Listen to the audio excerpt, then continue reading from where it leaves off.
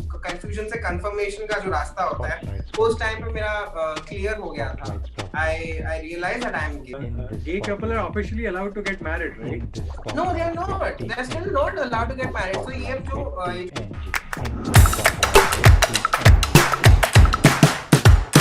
Hello and welcome to In the Spotlight with TNG. Today's spotlight is on Ankit Das Gupta. Ankit is a social media manager and has been passionate about dancing since childhood. So much so that he was also a performer in Boogie Woogie. He was a child artist in a serial named Urmila. He was an active member of flash mobs of LGBTQ community as well. Hello Ankit, welcome to our show. Thank you so much for inviting me on your show. It's I'm glad to be part of this show, and let's just go ahead with it. So Ankit, first of all, thank you very much for coming to our show, and we really want to tell you that you are special like every one of us. Okay? Thank you. ये सब show शुरू करने के पहले मुझे एक ये सवाल पूछना था आपको जी. जब आपने ये डिस्कवर किया अबाउट योरसेल्फ, हाउ एंड ये जब डिस्कवर किया तो आपने ये कैसे कन्फेस किया? So I am sure it is going to it was difficult. So एक थोड़ा सा एक जर्नी बता दीजिए कि हाउ दिस हैपेंड. जी. सो जब मैं अपनी कमिंग आउट जर्नी किसी को बताता हूँ तो डिफिकल्टी सिर्फ मेरे लिए थी, बाकी लोगों को इतना डिफिकल्ट, उनके लिए इतना डिफिकल्ट नहीं था. बिकॉज जब मुझे अपने बारे में रियलाइज हुआ, मैं शायद कुछ 20 या 21 साल का था. I think 21, I was 21. सो ऐसा एक वाकया हुआ था जहाँ पे मैं एक लड़के से बहुत ज्यादा अट्रैक्टेड था कॉलेज में, और वो भी मुझे बहुत पसंद करता था. और तब मुझे ऐसा लगा, और उस टाइम में मेरी गर्लफ्रेंड भी थी, तो मैं काफी असमंजस में था कि ये क्या हो रहा है, why am I attracted to the man and I also have a girlfriend. So उस कंफ्यूजन में मैंने रियलाइज किया कि something is not simple और something is different about me, ऐसा मुझे लगा. तो उस व्यक्ति के अलावा उसके बाद मेरे से कोई रिलेशनशिप थे नहीं किसी लड़के के साथ, बट मुझे मूवीज देखने का बहुत शौक था, मूवीज देखने का बहुत ज्यादा शौक था.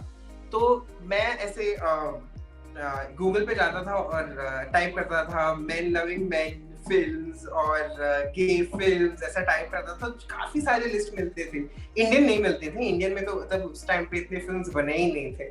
आई एम था और शायद माय ब्रदर निखिल थी उस टाइम पे बस, बट उसके अलावा कोई इंडियन फिल्म थी नहीं. तो मैंने कोई इंडियन फिल्म देखी भी नहीं एलजीबीटी वाली उस टाइम पे. तो ये 2014-15 की बात कर रहा हूँ मैं, नो सॉरी 2013 की बात कर रहा हूँ.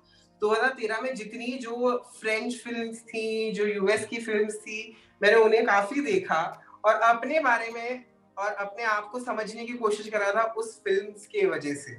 तो मैं अपने आप को काफी ज्यादा रिलेट कर पाया. जो मेरे दिमाग में जो कंफ्यूजन था, जो डिनायल था, और अपने आप को पूरी तरीके से समझ पाया, but still there was some confusion. Maybe I thought I was bisexual.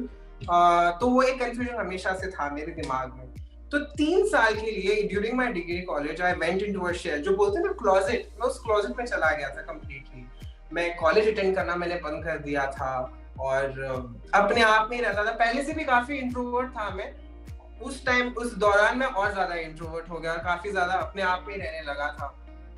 और इस इंट्रोवर्ट नेचर और अपने आप में रहने की वजह से मेरा करियर पे काफी इन्फ्लुएंस हुआ. मैं आपको बाद में बताता हूँ.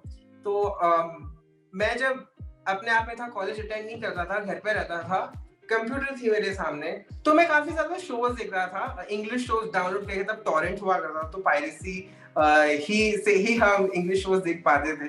तो मैं काफी डाउनलोड करता था और घंटों इनफैक्ट 8 से 9 घंटे में कंप्यूटर के सामने रहता था. काफी ज्यादा शोज देखता था इंग्लिश के. और बिग बॉस मेरा हमेशा से गिल्टी प्लेजर रहा है, सीजन 1 से लेके अभी तक. तो बिग बॉस का मैंने कभी साथ छोड़ा नहीं. तो बिग बॉस और सब इंग्लिश शोज बहुत देखता था, 20-22 एक साथ देखता था. कॉलेज अटेंड नहीं करता था, कुछ नहीं, पढ़ाई सिर्फ करता था, बट कॉलेज अटेंड नहीं करता था और शोज देखता था. तो उसी दौरान मैंने डिसाइड किया कि काम करते हैं.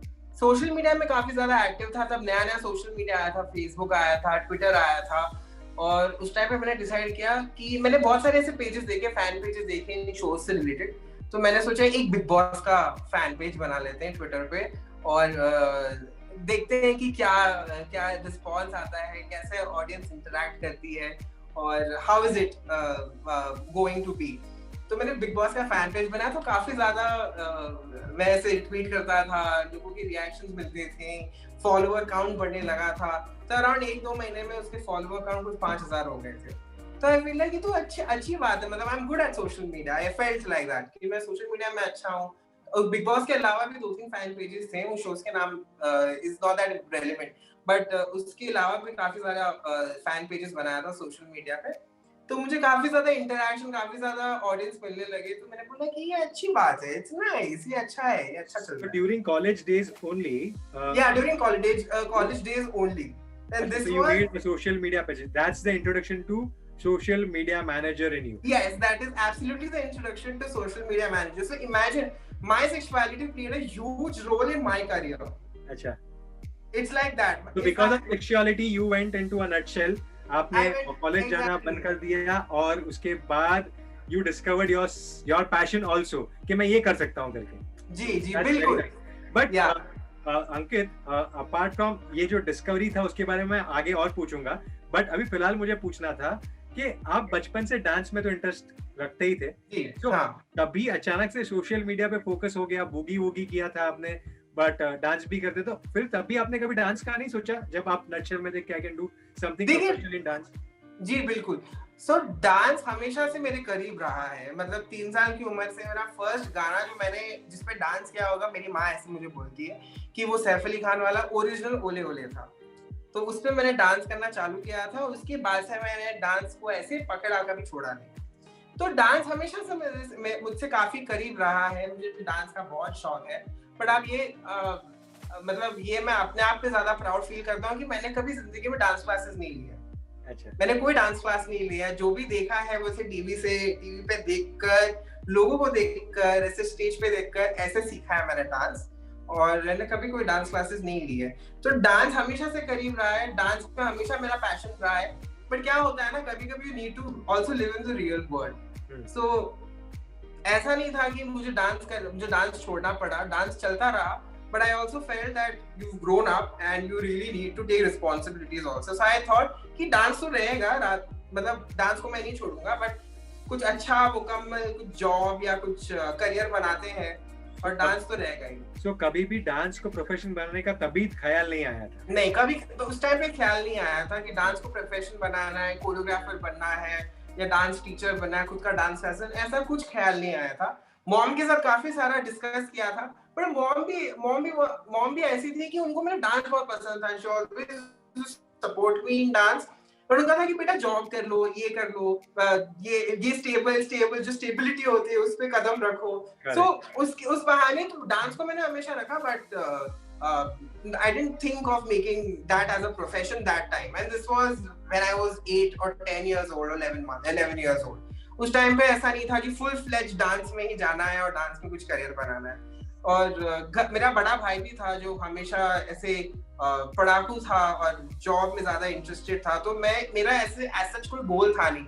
मुझे था कि मुझे कॉलेज कंप्लीट करना है और मुझे जॉब करना है, वो था मेरा. अच्छा अंकित, अभी back to that question. College में आपकी गर्लफ्रेंड आपने बताया, हाँ, you are dating someone, you are attracted to a guy, yeah, and you stopped going to college. So how did that relation end, or how did you manage to do it? That's also a funny thing. So I didn't have to, मुझे कुछ करना नहीं पड़ा. So उसके घर वालों को पता चला that हम दोनों रिलेशनशिप में हैं, और तब वो वाकया हो चुका था मेरे साथ. When I was attracted to a man and we met.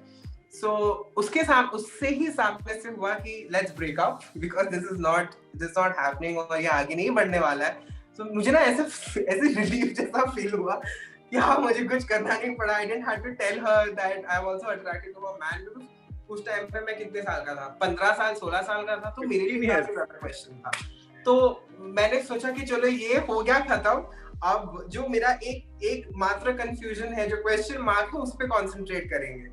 So that relationship ended up on a very mutual note and a very good note. So we were still friends that time after the relationship ended. So तो मेरा जो closet वाला phase था वो next 3 years तक चला. When I passed out from college, मैंने BCom किया था, तो when I passed out from the college, मुझे कॉलेज के थ्रू से एक कंपनी में लग गया था, एक फाइनेंशियल कंपनी एमएनसी में लग चुका था मैं फाइनेंस प्रोफेशनल की तरह। सो एक और एक चीज है कि I didn't start off as a social media manager, I started off as a finance professional for international MNC. तो कॉलेज में तो लग गया था, तो ये 2014 की बात है। तो मैंने काम करना चालू किया, जैसे जैसे मेरा कोई गोल था नहीं, बस था कि कॉलेज पास आउट करो, जॉब में लग जाओ, तो वो हो गया।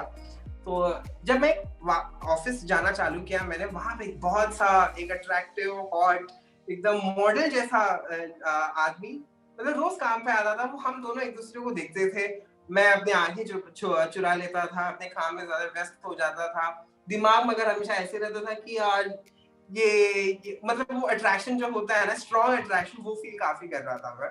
So ऑफिस की कुछ लव हुआ स्टोरी नहीं। शुरू हो रही थी मतलब वहाँ पे? हाँ जी, ऑफिस की एक लव स्टोरी शुरू हो रही थी वहाँ पे?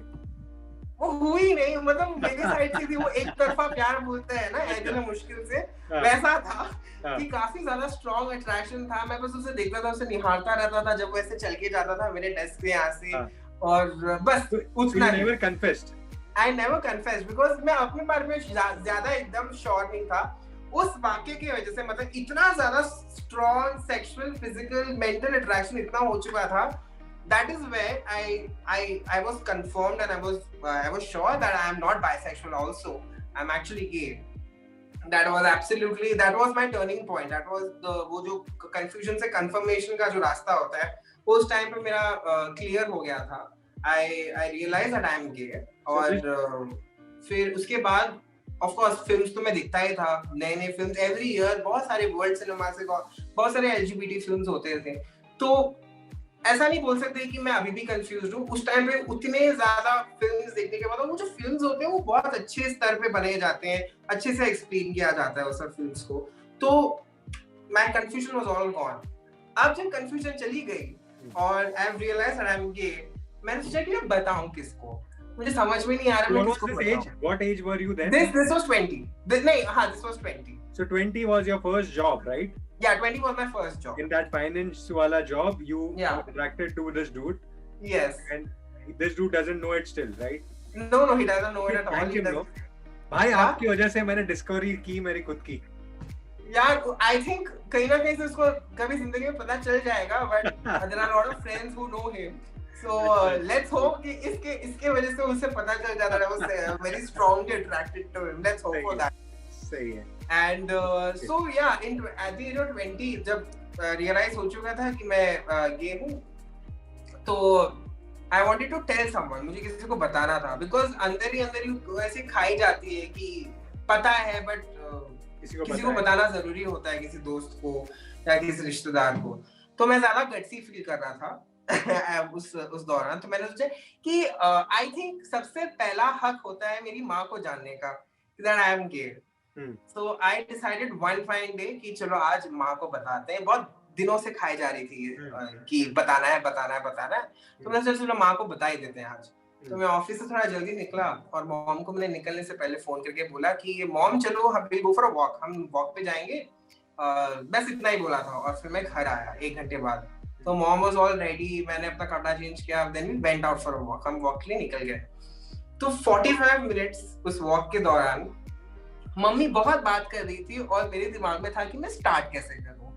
मतलब वो मेरे लिए काफी डिफिकल्ट था कि अब जब मैंने रियलाइज कर लिया, अब जब बताने की बारी आ रही है, तो मेरे लिए काफी डिफिकल्ट हो रहा था कि मैं confess was worrying you. How did the confess was worrying me. The coming out journey जो उस 45 मिनट्स में जो दिमाग में इतने सारे सवाल, इतने कंफ्यूजन चल रहे थे कि रिएक्शन क्या होगा, society might have come to your mind कि सोसाइटी क्या सोचेगी, मम्मी क्या सोचेगी। Yeah, absolutely. All this was cooking in your head कि कैसे करें। That's पूरा टाइम ये 40-45 मिनट जब तक हम वॉक करते तब तक चल रहा था ये पूरा confusion.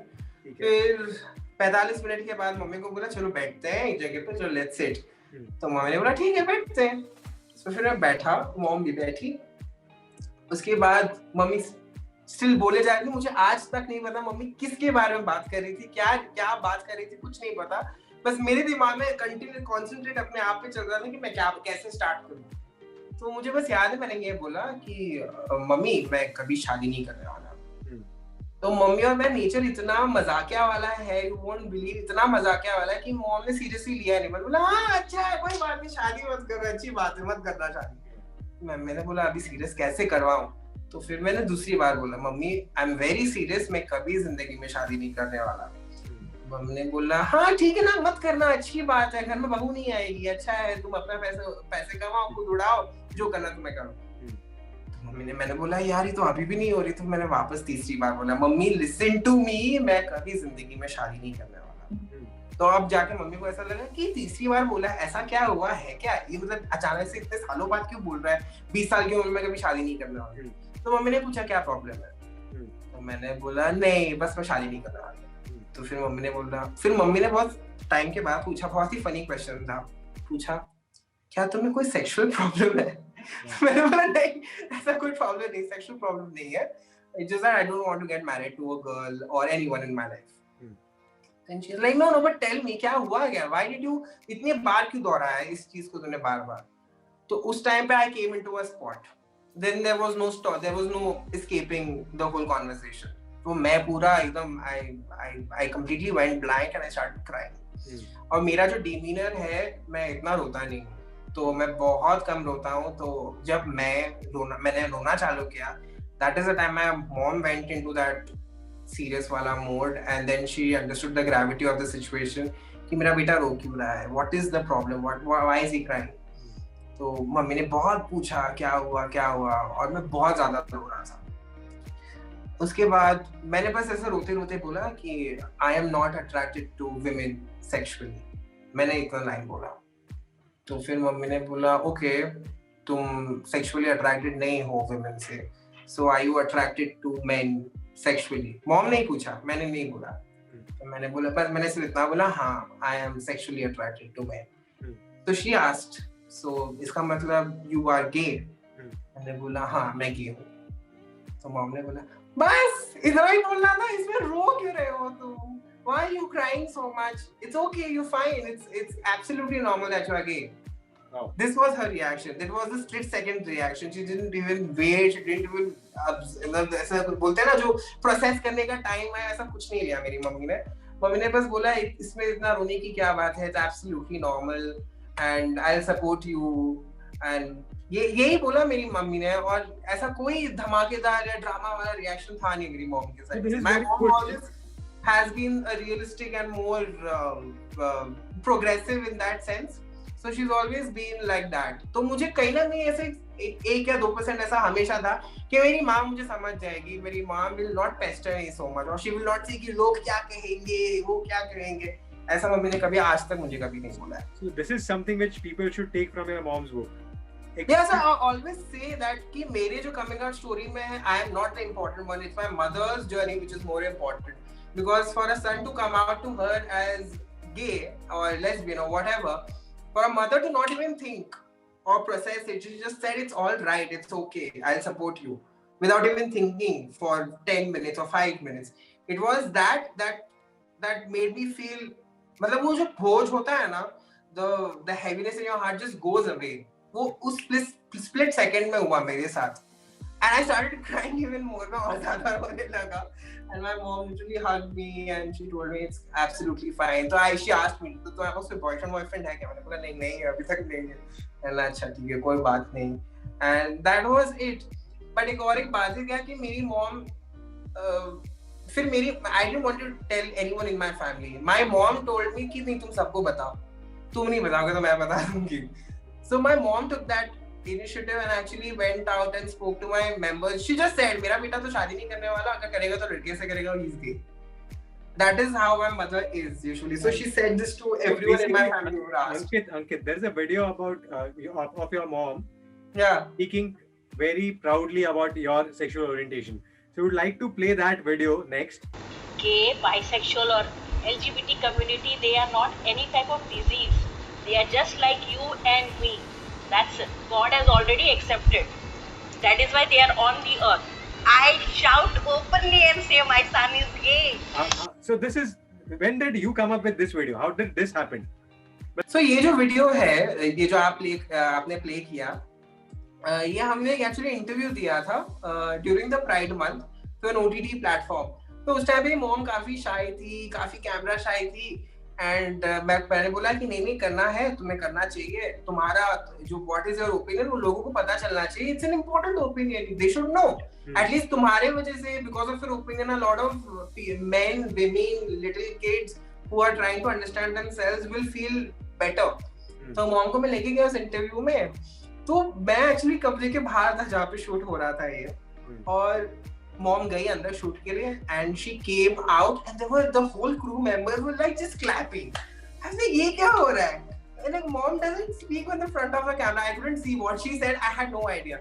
So then the crew members come and tell me कि यार आपकी मम्मी तो इतना अच्छा बोलती है, इतना अच्छा बोलती है। मैंने बोला क्या, मुझे वो नहीं पता। So after a long time when the video got released, I actually saw, oh my God, my mother said this. तो मैंने उसका छोटा सा snippet बना के अपने Instagram page पे डाला था, and yeah, I got a lot of appreciation about it for my mother. But my mother doesn't even know. She's not on any of. She's on social media platforms, but वो खुद नहीं पढ़ती. मुझे उनको ऐसा पढ़ना पड़ता है, उनको बताना पड़ता है. ये आया है. This is a very beautiful story about a mom and a child more than anything else. So this is how it should be, right? This is like an ideal world which we all should be in. और सोचो पूरे India, पूरे विश्व में अगर लोग ऐसे ही accept करने लगे चीजों को, जी कितना अच्छा होगा, राइट? जी बिल्कुल, बहुत ज्यादा अच्छा होगा। आई थिंक पहला जो स्टेप होता है वो माँ बाप का ही होता है, टू अंडरस्टैंड देयर चिल्ड्रन। अगर तादाद काफी बढ़ जाती है where the parents are not disowning their children but actually accepting and understanding their sexuality, you know what, बहुत ज्यादा चेंजेस आपको देखने मिलेंगी हमारे देश में। और जैसे सेक्शन 377 हट गया after a very long time, after recriminalize and then finally जब हट चुका था, देन आप देखेंगे काफी ज्यादा ऐसे कंटेंट भी आपको जो देखने मिल रहा है आजकल टीवी शोज में, मूवीज में। It is trying to normalize it. There are a lot of shows which are still stereotyping the LGBTQ community, but there are a lot of shows and movies which are also trying to normalize the whole concept of LGBTQ. Because ये हमारे इसमें ही है, मतलब हम कभी गए नहीं थे, या गे और लेस्बियन अभी जस्ट पैदा नहीं हुआ है, बहुत सालों से चला है, मतलब है, हम इधर ही हैं, बस छुप के रह रहे थे। बट अभी वो टाइम बदल रहा है धीरे धीरे, and there is a long way to go. अभी तो बस सेक्शन 377 ही हटा है, बट इक्वालिटी टू मैरिज है, देन इक्वल पार्टनर्स के लिए हमें फाइनेंशियल बेनिफिट्स होना चाहिए। जैसे अभी भी कोई गे कपल साथ में घर नहीं ले सकते, they can stay together but they can't buy a home, मतलब कोई मतलब क्या बोलते हैं, हेल्थ केयर इंश्योरेंस भी नहीं ले सकते। There are lot of things in terms of the economy. But gay couple are officially allowed to get married, right? No, they are not. They are still not allowed to get married. So ये जो discussion है, it is going on with the Supreme Court, because जो lawyers जो इस चीज को लेकर लड़ रहे हैं, they are a lesbian couple, so and both are lawyers, so they are fighting the case, and उसका hearing actually Jan में या Feb में है, where they are trying to recognize gay marriages or lesbian marriages under the Hindu Marriage Act. तो if things are really good, अगर चीजें बहुत अच्छी हैं, it might be a chance कि हिंदू मैरिज एक्ट में गे, लेस्बियन, बाइसेक्सुअल जो भी है, जो मैरिज होगा वो उसको उतना ही इम्पोर्टेंस दिया जाएगा हमारे समाज में। That is a possibility in the coming future, पर बहुत समय है उसके लिए। So there are other countries where gay marriage is accepted, right? Which countries are those? US, UK, Canada, all the developed nations have given this, ये जो rule है ये बहुत साल पहले दे चुके हैं। ऑस्ट्रेलिया, ये सब मतलब जो गे मैरिज का, इनफैक्ट जो यूके जिसने होमोफोबिया लाया था, सेक्शन 377 लाया था यूके ने हमारे कॉन्स्टिट्यूशन में और इसमें आईपीसी में, उन्होंने गे मैरिज को पास कर लिया था बहुत साल पहले। और हम ही है जो इंडियन है जो बोलते हैं कि ये वेस्टर्नाइज्ड कल्चर है, ये हमारी कल्चर नहीं है। अगर आप देखिए खजुराहो के टेम्पल्स देख लीजिए, कामा सूत्रा पढ़ लीजिए, आपको वहां पे मिल जाएंगे, आपको एक सिंपल सा आपको मिल जाएगा, it's already carved on the stone, books में भी है, तो आपको समझ में आ जाएगा वेस्टर्नाइज कल्चर क्या है, क्या हमने दिया उनको कल्चर, या हमने हमको दिया है culture. So there's a false perception that this has come from a Western culture as such, and this needs to be glorified. Guys, this is not from West. This is these guys or we are not getting influenced by them. So ये इनका खुद का feeling है. They are as human as we are. Yeah. वो बहुत ही natural है और ये लोगों को पता रहना चाहिए. जी जी बिल्कुल. Ankit, the way you are speaking, जैसे you guys can see how sweet this guy is, right? क्या क्या क्या right है हम लोग को कि हम लोग ऐसे differentiate करें LGBTQ और बाकी लोगों में? Why? They are as human. He's so sweet. He's such a nice guy. तो क्यों?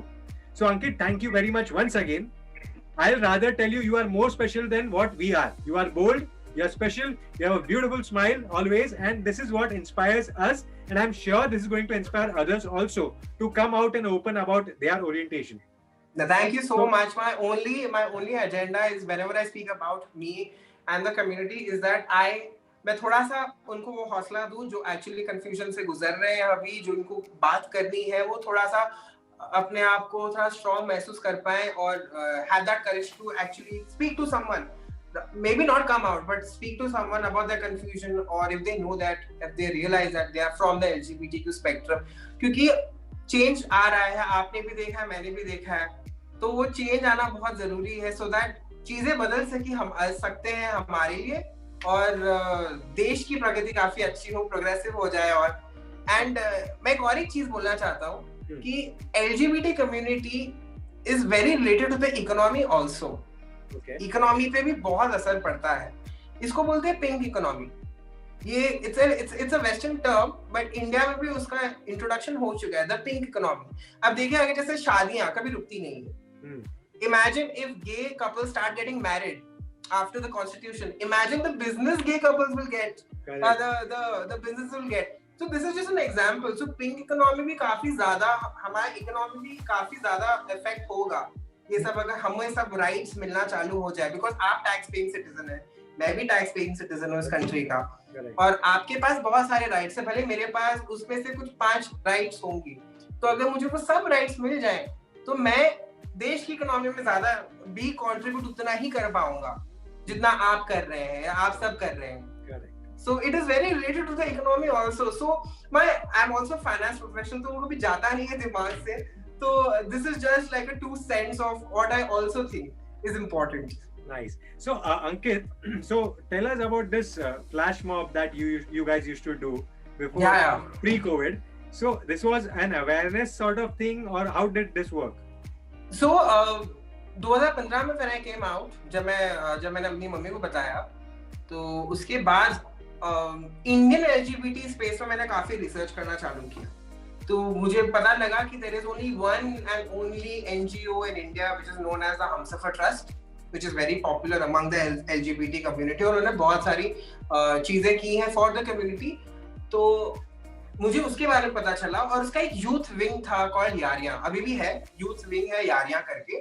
तो यारियां जो एक टीम है जो युवा LGBT लोगों के साथ इवेंट्स करती हैं फॉर द कम्युनिटी. तो मुझे वहां से पता चला कि उन लोग फ्लैश मॉब्स करते हैं एवरी ईयर. तो मेरे साथ फ्लैश मॉब चालू नहीं हुआ था, फ्लैश मॉब एक्चुअली 4 साल पहले से चालू हो चुका था मुंबई में.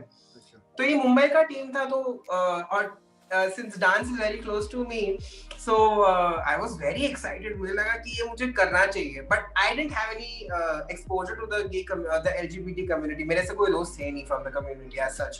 क्योंकि मैं उस टाइम पे क्या 21 साल का नहीं 20 साल का लड़का था, तो मुझे लगा कि रिसर्च करना ज़्यादा बेटर है and to know how is the community, how welcoming it is. तो मैंने मम्मी को वापस ऐसे जो फ्लैश मॉब के वीडियोस थे मैंने YouTube पे दिखाए. They are still available on YouTube. तो मैंने 1 या 2 दिखाए. My mom just turned to me and she just said, I want to see you there. मुझे तुम्हें वहाँ दिखना है. I want you to join this. I'm like, हाँ बस मुझे पूछना था मैं करूँ कि नहीं करूँ. मम्मी बोली पूछना क्या, बस करो. This is fun. You should do it. So again, because of my mother, I got that confidence कि चलो फ्लैश मॉब करते हैं ये साल. 2015 की बात है, तो मैंने फाइनली फ्लैश मॉब ज्वाइन किया एज अ पार्टिसिपेंट. उस टाइम पे मेरे लिए to be in a room of 30-35 LGBT individuals or a very huge deal to me. कि मतलब ये लोग वही हैं जो confusion से मैं गुजरा हूँ, जो अभी भी confused है, जो the people who have not come out are in one single room. मतलब सबकी अलग-अलग life story है. Everyone come from a different walk of life. So it was overwhelming. It was very exciting to get to know them. और 3 महीना हमारा ऐसे ही चला गया, and the first flash mob was done. And जब video release हुआ, I was like, हाँ क्या लग रहा हूँ मैं उस वीडियो में, मतलब मैं एक हर साल करने वाला हूँ. तो नेक्स्ट ईयर मैंने ज्वाइन किया, तो जो टीम के जो उस टाइम पे जो टीम मेंबर थे जो बहुत सालों से फ्लैश मॉब कर रहे थे, उन्होंने बोला आपको कोरियोग्राफ करना है बिकॉज आपका डांस तो बहुत अच्छा है। तो मैंने बोला हाँ ठीक है, कोरियोग्राफ भी कर लूंगा। तो उस 2016 onward I started also contributing as a choreographer. तो हमारा से टीम कोरियोग्राफर्स का 5-6 लोगों का कोरियोग्राफिंग का टीम होता था, हम साथ में कोरियोग्राफ करते थे फ्लैश मॉब को।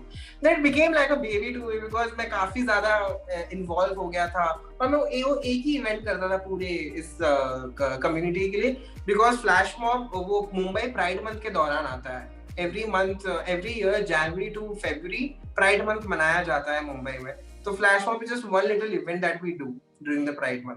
तो एवरी ईयर मैं वही करता था, मतलब एवरी ईयर में वो करता था।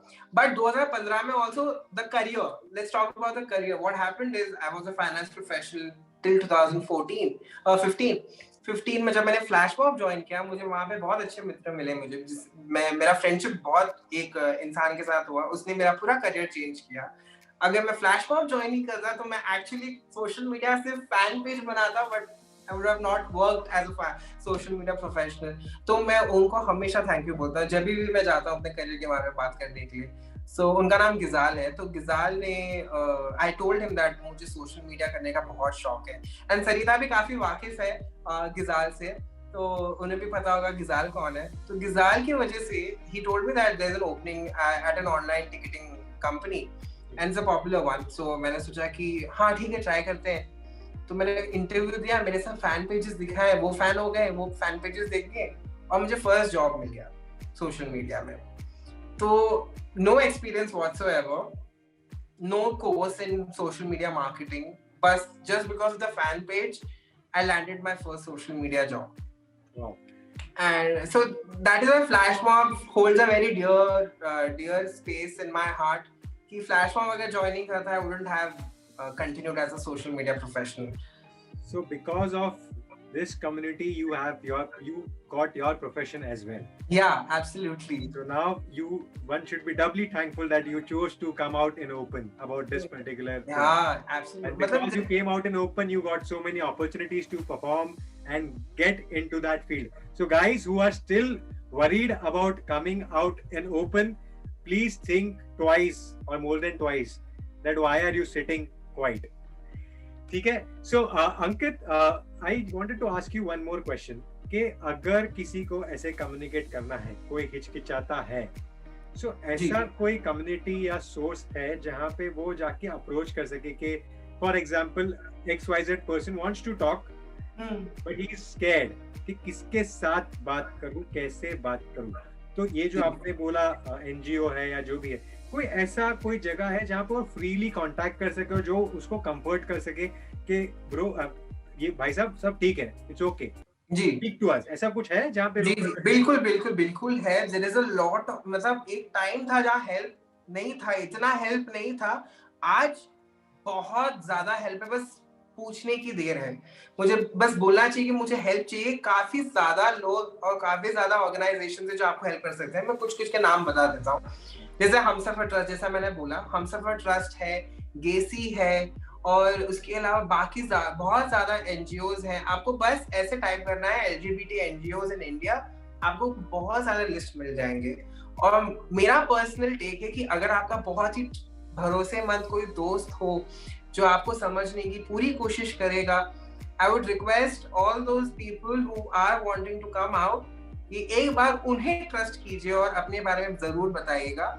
या तो हमेशा किसी एनजीओ को टोल फ्री नंबर होता है, उनसे आप बात कर सकते हैं, आपको फ्री में काउंसलिंग भी दे सकते हैं, आपको साइकियाट्रिस्ट, अगर आपको हेल्थ थेरेपी की जरूरत है, बिकॉज काफी डिस्टर्ब हो जाते हैं लोग कंफ्यूजन के मारे, because they don't know what to do, where to go and who to speak to. So therapy sessions भी होते हैं, आप किसी भी बात कीजिए, सोशल मीडिया का सहारा लीजिए। आजकल इतने LGBT इन्फ्लुएंसर्स हैं इंस्टाग्राम पे, फेसबुक पे, ट्विटर पे, आप उनको कांटेक्ट कीजिए। बहुत ज्यादा, मतलब इतने, मैं बहुत ज्यादा इन्फ्लुएंसर्स को जानता हूँ LGBT इन्फ्लुएंसर्स जो सोशल मीडिया पे है, जो हमेशा सुनने के लिए तैयार होते हैं, जो हमेशा हेल्प करने के लिए तैयार होते हैं।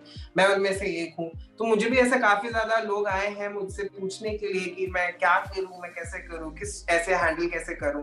तो हम हमेशा हैं सुनने के लिए। अभी जैसे मैंने बोला, टाइम काफी चेंज हो रहा है, so right now you have a lot of help out there a lot of content, a lot of things that you can relate to. So it's a fresh change, I must say. Nice. So अंकित, आप जो भी नाम बताएंगे हम लोग video के description में डाल देंगे. जी बिल्कुल. That we can help these guys. They can approach you if you are open for it, or anybody or any community who is supporting people of your community. तो हम डिस्क्रिप्शन में डाल देंगे so that it will be helpful for them. So अंकित, अब बहुत ही serious बातें हो गई, जबकि आप तो सीरियस होते नहीं और हंसते हंसते बात करते हो. बहुत very good, which is a very good influence, and because of you I am also smiling continuously, and so it is a great time so far. I have enjoyed everything which you have discussed, and I am enlightened also about this particular community. So thank you very much once again. And now we just थोड़ा सा break लेंगे और जाएंगे game की तरफ. ठीक है जी. अब ये सेगमेंट सरिता जी देखेगी. ये राउंड है रैपिड फायर राउंड. सरिता, ये मेरा फर्स्ट रैपिड फायर है. बहुत प्रेशर में हो, प्लीज अच्छे सवाल पूछना. बहुत सारे हार्ड क्वेश्चंस मैंने आपके लिए सेट किए ताकि आपको आंसर देना है. अरे सरिता, ये तो जीके वाला क्वेश्चन थोड़ी ना है. मैं तो फंस जाऊंगा. हाँ ठीक है सरिता, आई एम रेडी. मैं आपको जो भी क्वेश्चन पूछूंगी तो उसमें आपको चूज करना होगा एनीवन, वैसे आपको आंसर देना होगा. Okay cool. तो मैं पहला क्वेश्चन आपको पूछूंगी रिगार्डिंग डांस. जैसे कि आपको डांस बहुत पसंद है, तो अगर आपको मैं बोलूंगी कि चूज एनीवन इसमें, तो क्लासिकल डांस होगा या western? Classical dance. Classical dance क्यों? मतलब वेस्टर्न से ज्यादा आप वेस्टर्न डांस ही करते हो? देखिए आजकल ना वेस्टर्न डांस का जो डेफिनेशन है वो काफी चेंज हो गया. अभी हिप हॉप आ गया है, बीट बॉइंग आ गया है, ट्रम क्रम सब आ चुका है. तो वेस्टर्न डांस अभी काफी उस तरफ इंक्लाइंड है. जो मैं डांस करता हूँ usually, I am very close to the classical and the Bollywood. तो अगर आप पूछते कि क्लासिकल या बॉलीवुड, तो मैं डेफिनेटली बॉलीवुड बोलता. But since western and classical was the option, मैंने बोला classical. The other question, Ankit, would you find a better dancer? मतलब अगर आपको बोलना है कि बेटर डांसर कौन है मेल एक्टर में, तो कौन होगा? ऋतिक रोशन और टाइगर श्रॉफ? ऋतिक रोशन. उनका जो बॉडी हिलता है like butter. A dancer can always appreciate a good dancer. तो ऋतिक रोशन को जब मैं देखता हूँ ना, जैसे उन्होंने घुंघरू में डांस किया है, उनका बैंग बैंग बोलिए या एक पल का जीना बोलिए, उनका जो ऐसे लगता ही नहीं that he is keeping his legs on the floor, he is just flowing with the song. तो वो देख के हमेशा से आंख ऐसे बड़े हो जाते हैं कि माय गॉड, डांस करना तो ऋतिक रोशन जैसा.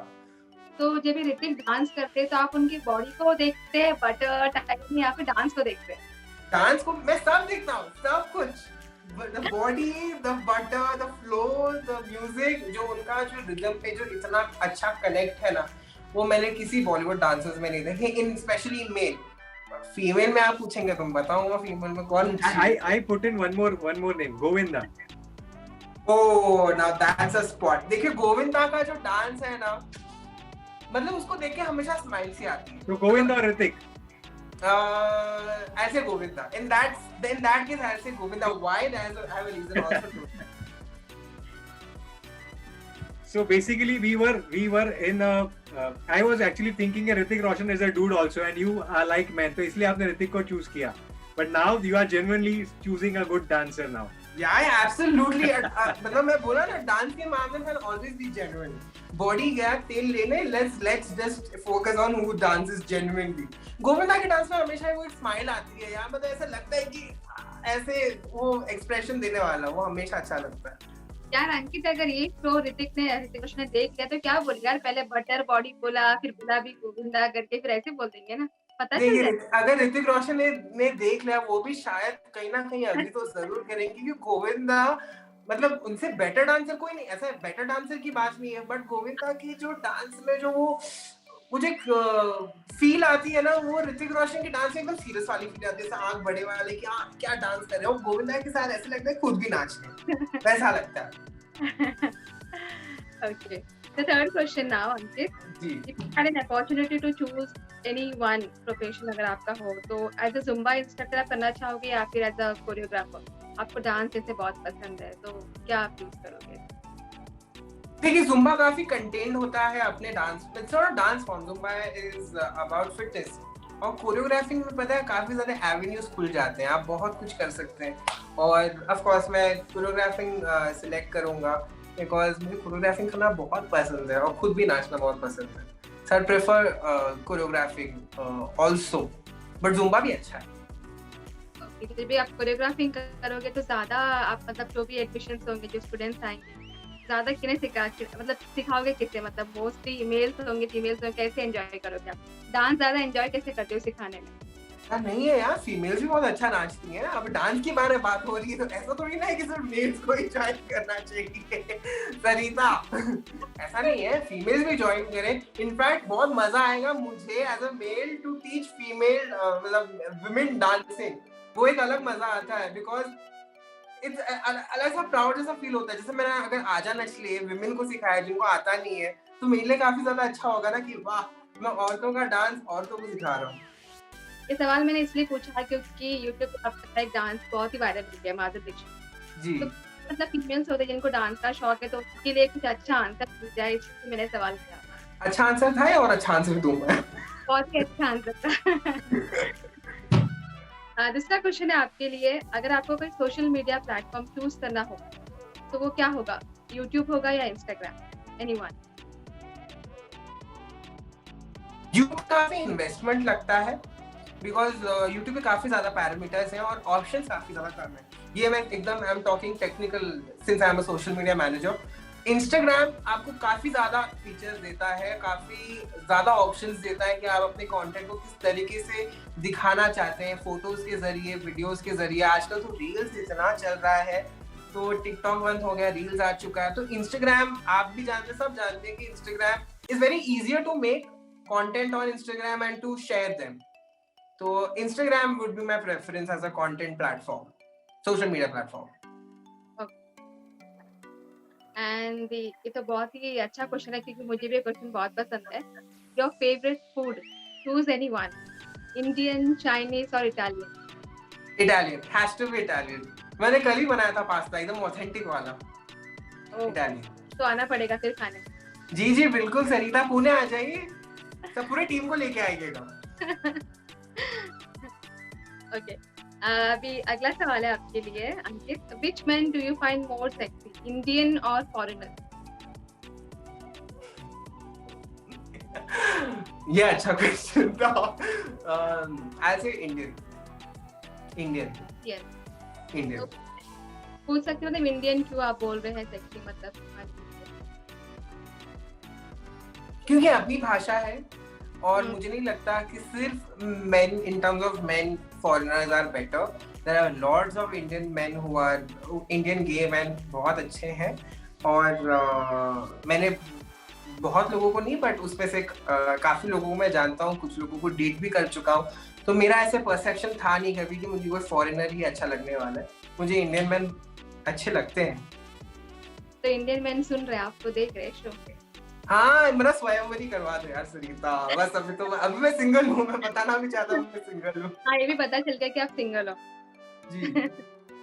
Okay, so the other question is, who according to you is the biggest influencer in a LGBTQ community? कौन होगा इसमें? तो मैं आपको कुछ नेम्स बताऊंगी यहाँ पे। टॉम फोर्ड या नील पैट्रिक एरिस, मतलब कौन ज्यादा इन्फ्लुएंसर है, कौन है ज्यादा? मैं इसमें से ना एक ऑप्शन देना चाहता हूँ जो एक्चुअली फॉरेनर्स नहीं बट इंडियन है। There are lot of Indian LGBT influencers are doing an amazing job. जैसे सुशांत दिवकीकर, बहुत ज्यादा अच्छे हैं, मतलब जो एलजीबीटी इन्फ्लुएंसर्स है, बहुत ज्यादा लोग उनसे कनेक्ट करते हैं। हरीश अय्यर अच्छे इन्फ्लुएंसर, बहुत अच्छे मोटिवेशनल स्पीकर भी हैं।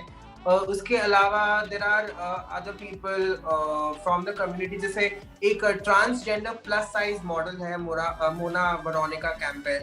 तो ये सब they are big known people in the community and also as LGBT influencers who are doing an amazing job in influencing, motivational speaking, and this is I'm talking about because since बहुत ज्यादा Indians होते हैं जो follow करते हैं foreign accounts को, जैसे Neil Patrick Harris हो गए आपके, जैसे आपने टॉम फोर्ड बोला। बट इंडियन जो एलजीबीटी इन्फ्लुएंसर्स हैं वो इतने, ये जो जिनका नाम मैंने बोला बहुत अच्छे हैं। Choose one. Choose one. I'll go for Sushant Dillikar. मतलब इतना गजब का प्रोफाइल है उनका इंस्टाग्राम पे, आप देखिए आपको A to Z सब समझ में आ जाएगा, आपको इससे ज्यादा सेंसिटाइजेशन की जरूरत पड़ेगी नहीं. मेरे अकाउंट में कुछ नहीं उनके सामने. सुशांत दिल्लीकर का आप बस इंस्टाग्राम प्रोफाइल देखिए, बहुत मजेदार लगेगा आपको. अभी अगला सवाल है आपके लिए Ankit. The most inspiring LGBTQ personality, one word answer. Most inspiring, okay. I think there's just one, but inspiring LGBTQ personality, right? मुझे नाम क्यों नहीं याद आ रहा है? Tick tick 1, tick tick 2.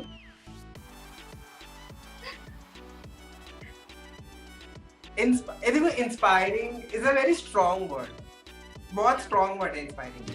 So, but मेरे हिसाब से फिर सुशांत ही जाएंगे as an inspiring LGBTQ personality, because वो ड्रैग भी करते हैं, वो मोटिवेशनल स्पीकिंग भी करते हैं, गाना भी बहुत अच्छा गाते हैं, सारेगामापा में भी आए थे वो. तो मेरे हिसाब से वो मल्टी फैसेटेड है एज अ पर्सनालिटी. वो बिग बॉस में भी कंटेस्टेंट थे, तो बिग बॉस मेरे लिए बहुत फेवरेट है. He was part of Big Boss season 8.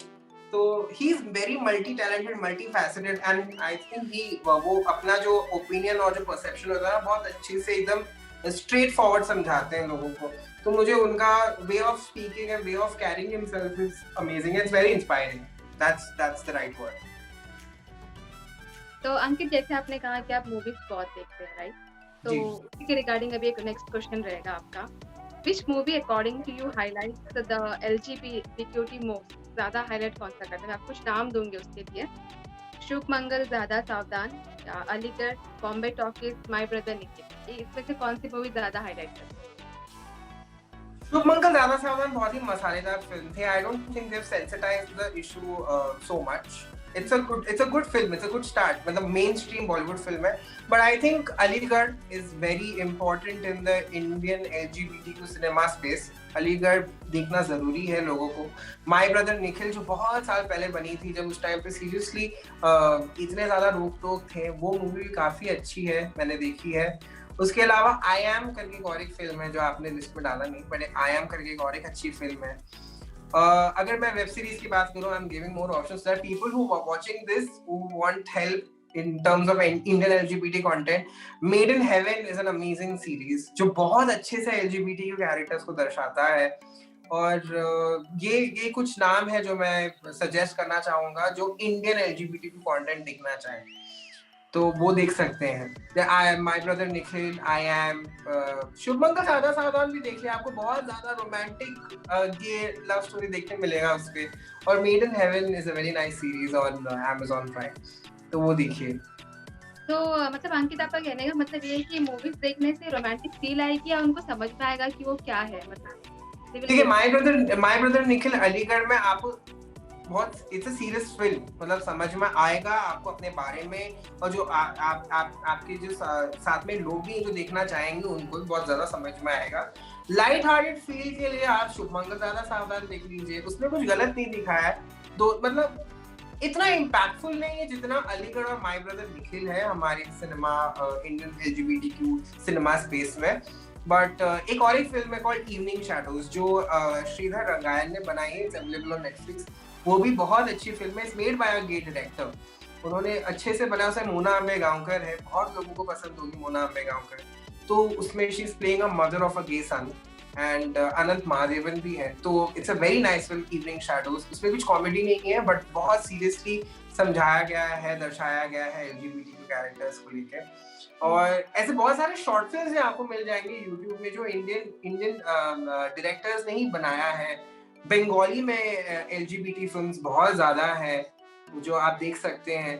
तो मैं बता रहा हूँ ना सरिता कि आफ्टर सेक्शन 377 गोइंग इन 2018 इतना कंटेंट आपको मिल जाएगा अभी देखने के लिए. मतलब एक सीरीज या हर एक मूवी में एक गे कैरेक्टर तो होना जरूरी है, ऐसा हो चुका है लोगों के लिए.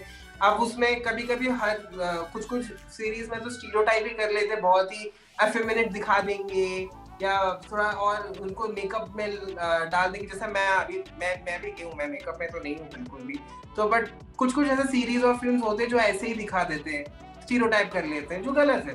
बट उसमें उस इतने सारे कंटेंट में भी कुछ बहुत ज्यादा अच्छे कंटेंट जो आप देख सकते हैं।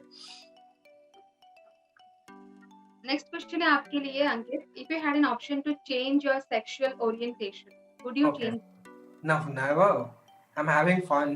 I mean, not that kind of fun. I'm talking about I'm content with my sexuality. मुझे नहीं लगता है कि मुझे ऐसा कभी regret नहीं हुआ है कि because हम ये choose नहीं करते, हम we are born like this. So लोगों को लगता है कि हम ये choice है हमारा, ये sexual orientation हम choose कर सकते हैं। ऐसा नहीं होता है, हम मतलब पैदाइशी ऐसे होते हैं और कुछ different नहीं है, just that आपको औरतें लड़के पसंद होंगे, हम मुझे भी लड़के पसंद हैं। Correct. तो ये हमारे पास choice। I'm sorry to interrupt, but you can stick to I'm having fun. That's fine. Okay, I am having fun. I'm very content with my sexuality, so I'm having fun. Thank you. Okay. The last question now. If you get a chance of lead role, अगर कोई game movie है, आपको lead role मिलता है उनके साथ काम करने के लिए, so would you be ready for that? I would be ready for that. Actually, I also got an opportunity a year ago, 2019 नहीं 2 साल हो चुके हैं, 2019 में मुझे एक ऑफर आया था from a very leading OTT platform, Indian OTT platform. तो मैंने ऑडिशन भी दिया था, but I was not selected. So, but it's okay. But I tried. So they were looking for someone from the LGBT community. They were looking for a gay guy from the community. So I really thought it was a very nice thing. So I'm always open to acting in series and movies. Because किया है, camera शाई नहीं हो तो I don't think कुछ मसला होगा उससे. Your dream hero would be with you. With me? Yeah. जहाँ जो नाच ले मेरे साथ एक dancing sequence. No diplomatic answers. Come on. No, मैं डिप्लोमेटिक आंसर नहीं दे रहा. मैं सिलेक्ट कर बहुत अच्छे डांसर हैं, but I will go with Govinda. Govinda नहीं, ऋतिक और गोविंदा को साथ में रखो. As a gay partner. As a gay partner, तो ऋतिक को रख लो. वो डांस भी कर लेंगे, हम रोमांस भी कर लेंगे, दोनों हो जाएगा, डांस और रोमांस दोनों एकदम परफेक्ट कॉम्प्लीमेंट करेंगे हम. तो अंकित, जैसे कि अभी रैपिड फायर राउंड था, ये कंप्लीट हो चुका है, तो आपका जो भी इंट्रोडक्शन भावेश के साथ में हुआ था, तो आपने जो भी इंट्रोडक्शन बताया था आपके मॉम के बारे में, तो आपकी मॉम को फर्स्ट ऑफ ऑल ये बिकॉज इस तरीके से आपको आपकी मॉम सपोर्ट कर रहे हैं ना, तो वो सुन के मुझे बहुत अच्छा लगा, और जो ऑडियंस देखेंगे ऑब्वियसली उनको भी बहुत, क्योंकि जो भी सिचुएशंस होती है यहाँ पे, मतलब यहाँ पे पेरेंट्स का सपोर्ट होना बहुत जरूरी है जी. इस केस में आपको सपोर्ट मिला है, तो वो मुझे काफी मतलब बहुत अच्छा लगा आपकी मॉम का सुन के.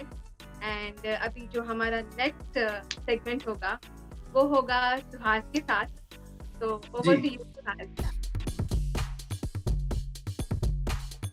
So welcome to the next segment, Ankit. Hi Suhas, thank you so much. So I'll be asking you some technical questions. ठीक है. रुकिए, मैं थोड़ा सीरियस हो जाता हूँ. Yeah. Okay, so मतलब मैंने अभी जाना आपसे कि आपको जुम्बा का लाइसेंस मिला है, तो क्या होता है जुम्बा का licence? Like if I want to teach Zumba to some people and I know Zumba, can't I teach them directly? Or No, you can't. You see, that's a very good valid question. Thank you so much. बहुत अच्छा आपने पूछा. Zumba is not a dance form, जैसे मैंने पहले बताया. Zumba is a fitness form जो लोग पढ़ते हैं, मतलब they get trained by big Zumba trainers, और उनके अंडर से ट्रेनिंग लेके then they get a license. जैसे Zumba में ना ऐसे 4 अलग-अलग डांस फॉर्म्स होते हैं, जैसे साल्सा हो गया, मेरेंगे हो गया, कुम्बिया हो गया, रेगेटॉन हो गया. ये 4 ऐसे बेसिक डांस फॉर्म्स होते हैं जो अगर मुझे Zumba सिखाना है तो मुझे वो पहले डांस फॉर्म सीखने होंगे, बिकॉज उनका जो फिटनेस रिदम है वो उस 4 डांस फॉर्म से रिलेटेड होता है. तो अगर आपको अगर Zumba इंस्ट्रक्ट करना है लोगों को, तो आपको Zumba को कांटेक्ट करना पड़ेगा. वहाँ पे बहुत सारे आपको स्लॉट्स मिलते हैं ट्रेनिंग के. 1 दिन 2 दिन का ट्रेनिंग होता है. अभी तो वर्चुअल हो रहा है बिकॉज ऑन ग्राउंड तो हो नहीं रहा है Zumba में. तो वर्चुअल ट्रेनिंग आप लीजिए, फिर आपको लाइसेंस मिल जाता है, 6 महीने का लाइसेंस मिल जाता है. And then you have to keep paying for the membership so that your license is still alive and आप लोगों को सिखा सकते हैं जुम्बा। तो जुम्बा बेसिक होता है, जुम्बा एक्वा भी होता है, जुम्बा फॉर किड्स भी होता है। सो बहुत सारे ऐसे जुम्बा इंस्ट्रक्टर होते हैं जो बेसिक करके फिर किड्स को भी सिखाते हैं, ओल्डीज को भी सिखाते हैं, which is not right because जो बुजुर्ग स्तर के जो लोग होते हैं जिनको जुम्बा करना है, उनके लिए जो ट्रेनिंग होती है वो अलग होती है जो जुम्बा सिखाती है। तो there are different kind of levels of Zumba that people have. अलग लाइसेंस है या the same license?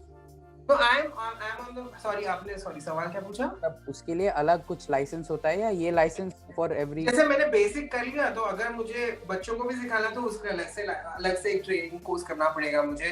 फिर अगर मुझे बुजुर्ग स्तर को भी सिखाना तो उनके लिए मुझे अलग से ट्रेनिंग करना पड़ेगा। अगर आपको पानी में जुम्बा सिखाना जो कि पॉसिबल है, जो जुम्बा का एक्चुअल एक फंक्शनल ट्रेनिंग है, तो आप पानी में जुम्बा भी सिखा सकते हैं, तो उसको बोलते हैं एक्वा जुम्बा। तो उसका भी अलग से आपको कोर्स लेना पड़ेगा जुम्बा के थ्रू। उसके बाद आपको सब लाइसेंसेस ऐड ऑन हो जाते हैं आपकी किटीज में, फिर आप वो सब चीजें आप सिखा सकते हैं जिनको सीखना है। And this is all over India. So अगर आपको लाइसेंस मिल जाता है तो आप ऑल ओवर इंडिया कहीं भी सिखा सकते हैं जुम्बा।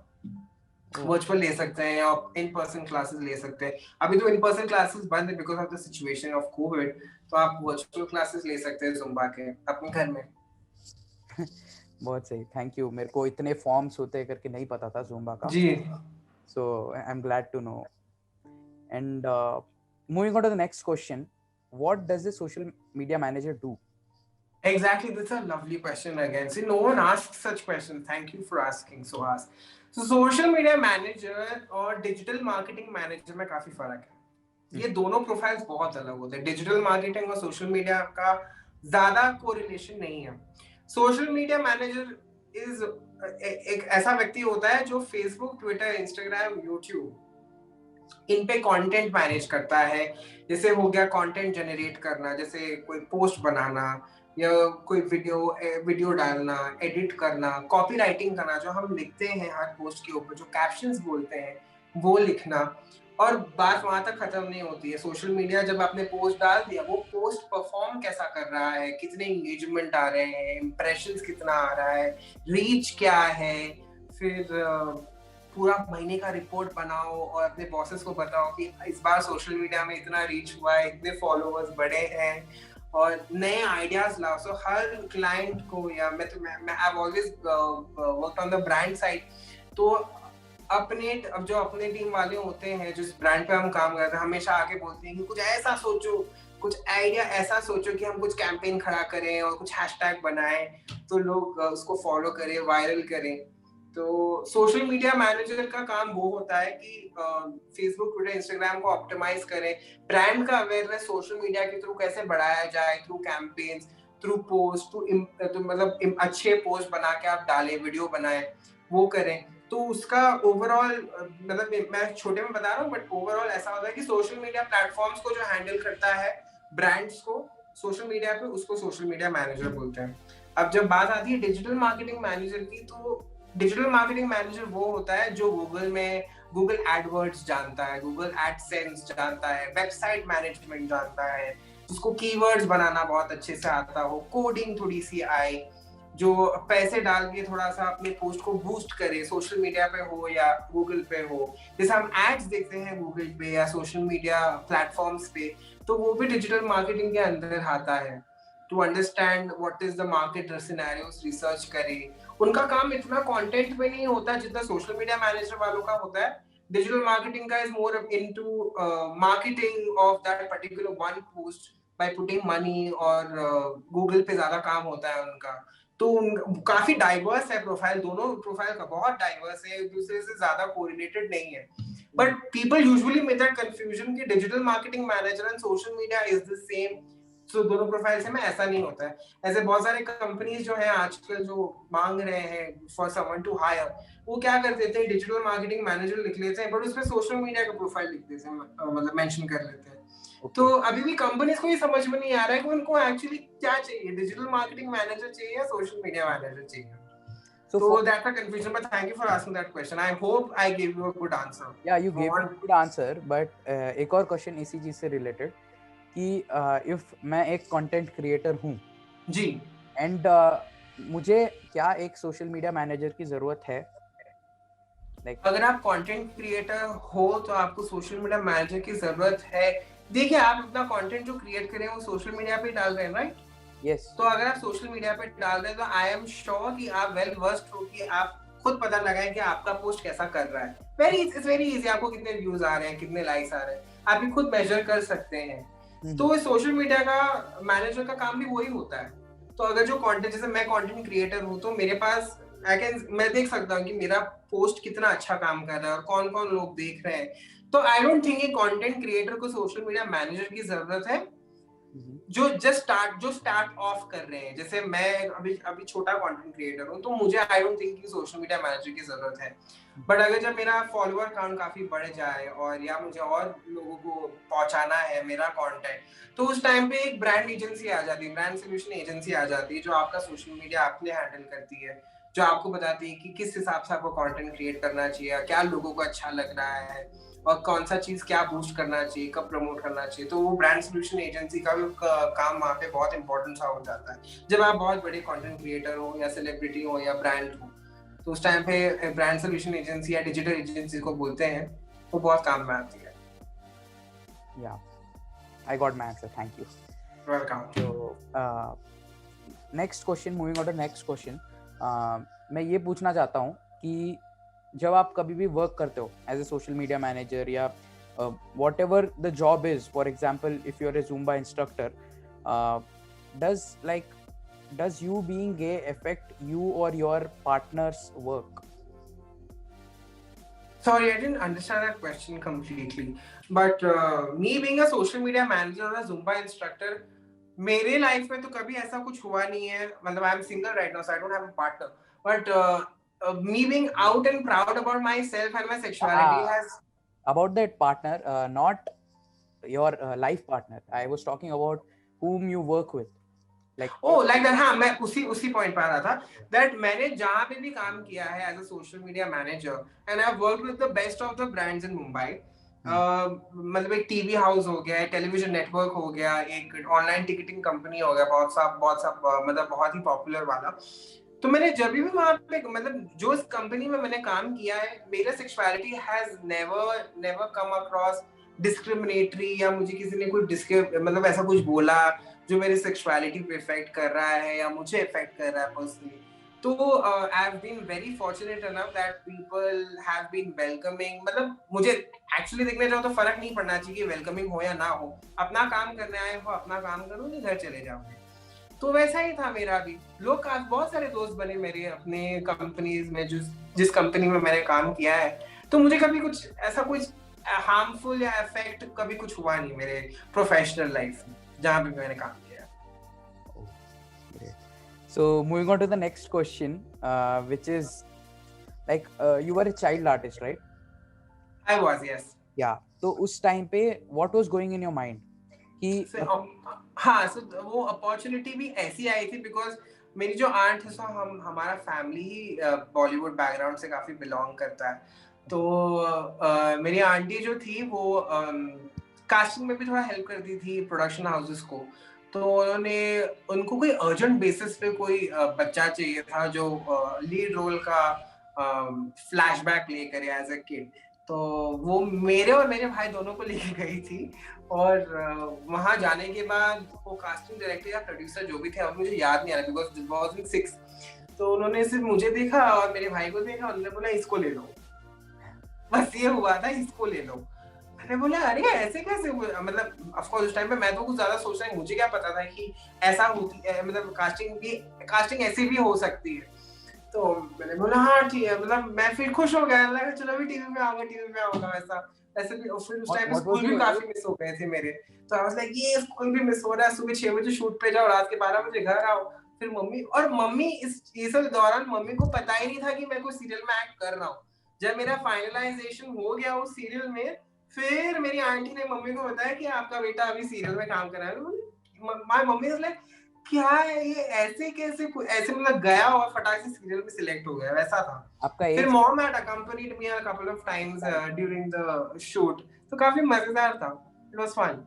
नहीं, आपका एज क्या था उस टाइम पे? एज मेरा था, आई वाज अराउंड 6th में एज क्या होती है?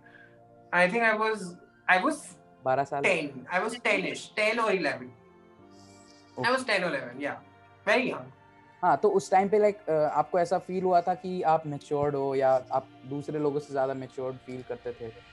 जी, ये सिर्फ ये फिल्म, ये मतलब ये चाइल्ड आर्टिस्ट के हिसाब से नहीं था, मैं जनरली भी मतलब as a young kid, as a child मैं हमेशा अपने आप को मैच्योर्ड ही समझता था, बिकॉज एक तो आप ऐसे एक बैकग्राउंड, फैमिली बैकग्राउंड से आते हो जहाँ पे आप बहुत सारी चीजें देखते हो, काफी सारी चीजें एक्सपीरियंस करते हो as an individual, as a child.